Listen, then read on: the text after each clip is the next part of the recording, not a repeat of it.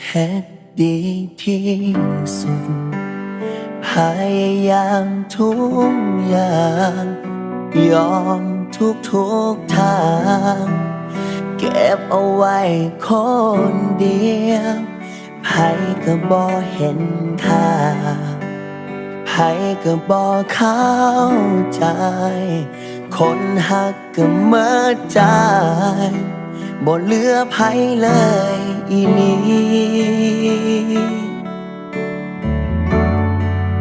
ขอร้องไห้ได้ไหมหัวใจมันเกินจะทนเก็บอาการมาโดนเจ็บจนทนไม่ไหวขอร้องไห้ได้บ่มาท้อมาแท้แทนหัวใจคือมองบ่เห็นทางไปขอห้องให้แน่เด้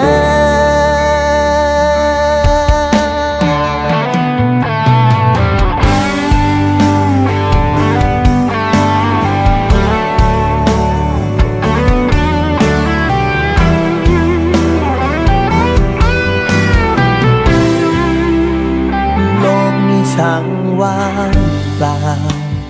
เดียวได้แต่หัวใจมีคำถามที่เก็บไว้ชีวิตเฮาทำไมต้องเป็นแบบนี้ขอร้องไห้ได้ไหมหัวใจมันเกินจะทนเก็บอาการมาโดนเจ็บจนทนไม่ไหวขอร้องไห้ได้บ่มาท้อมาแท้แทนหัวใจคือมองบ่เห็นทางไปขอร้องไห้แน่เด้อ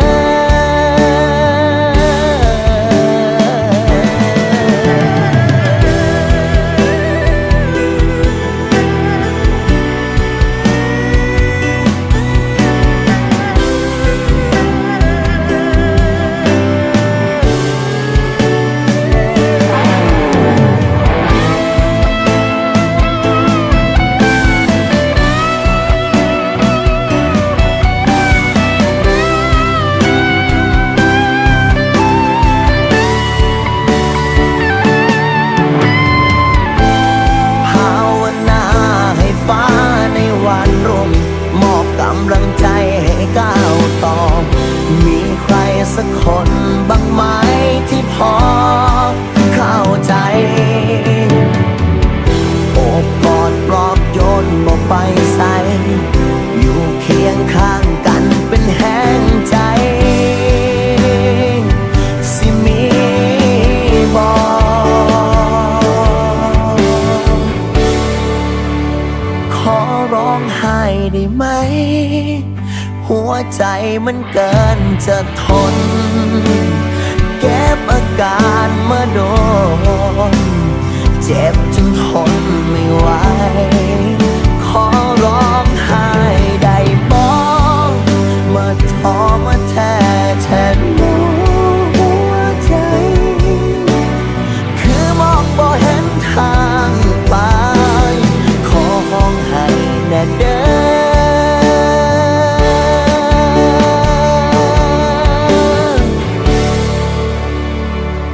ได้บ่